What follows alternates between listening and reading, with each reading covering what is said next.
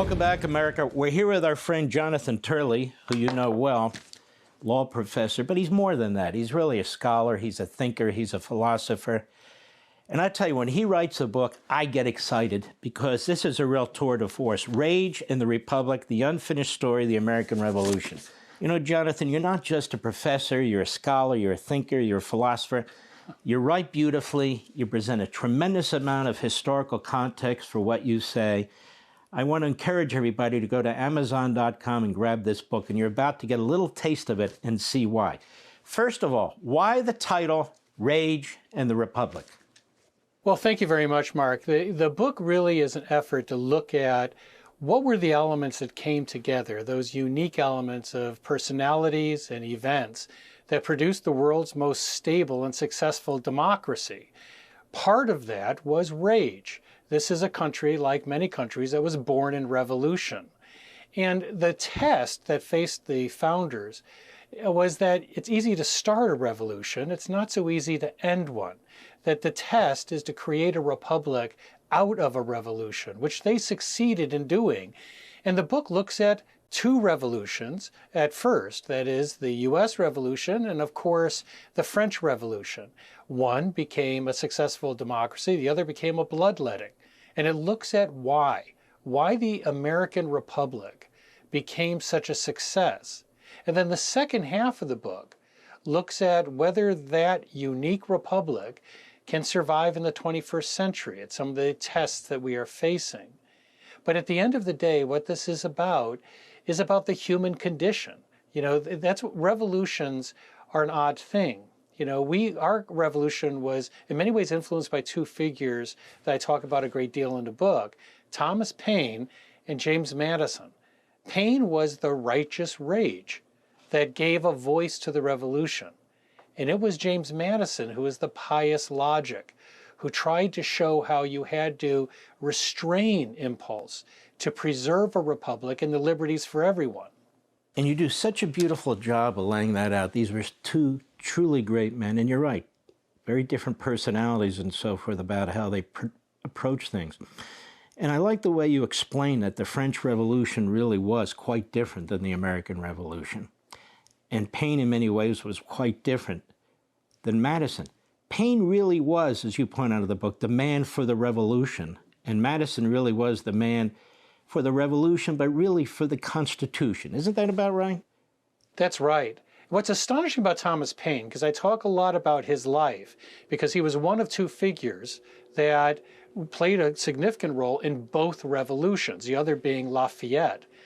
And Paine was not an advocate of all of those precautions and limitations that Madison insisted on having. And he went to France and he argued for a more direct democracy. And it came close to killing him. He came within 24 hours of being guillotined. And so the question that the book raises is, what did we learn from those two revolutions that can help us in the 21st century? But Paine is an amazing figure. You keep in mind that he arrived 2 years before the Declaration of Independence. And when he washed up on our shores, he was a human wreck. He had failed in everything in his life. He'd been fired from every job he ever had. His marriages collapsed. And he appeared before someone in London as a penniless, notorious drunkard, according to many. And someone saw something in Paine, and that was Benjamin Franklin. He saw him in London and sent him to the United States. Within 2 years of his landing, he would be called the penman of the Revolution. And even John Adams, who had a lot of criticism of Paine, relayed to his wife how he was described in his first meeting, Paine that is, as someone with genius in his eyes. And he was. He knew what it took to bring a nation to revolution. But it was Madison who knew how to take a revolution and turn it into a republic. You talk in the book about basically democracy and mobocracy, and I think that's very relevant today. And again, they kind of go back to the French and the American Revolution. What do you mean by that? And now, how do you explain it in the book? You know, the framers were most concerned about democratic despotism. They did not want a pure democracy. Everyone would talk about the Athenian democracy, but that was a failure. it resulted in tyranny. And they did not want to replicate what happened in Athens and so many countries because, there was a French figure who was critical to their revolution, who after the terrors remarked that revolution is like Saturn, it devours its own. And that's very true, that in the French Revolution, the so-called mountain, people like Robespierre and Marat, were ultimately guillotined themselves. The revolution devoured them as it devoured others. And so the real test for Madison and others was to avoid a mobocracy, to avoid what was called democratic despotism. And they did that by dividing powers, having checks on powers, having very strong federalism principles in our system. All of that work to create this amazing new republic. One thing I try to capture in the book is how fascinated people in Europe were of us, that we were considered almost a new species, to the point that a popular Frenchman asked, "What is this then, the American?"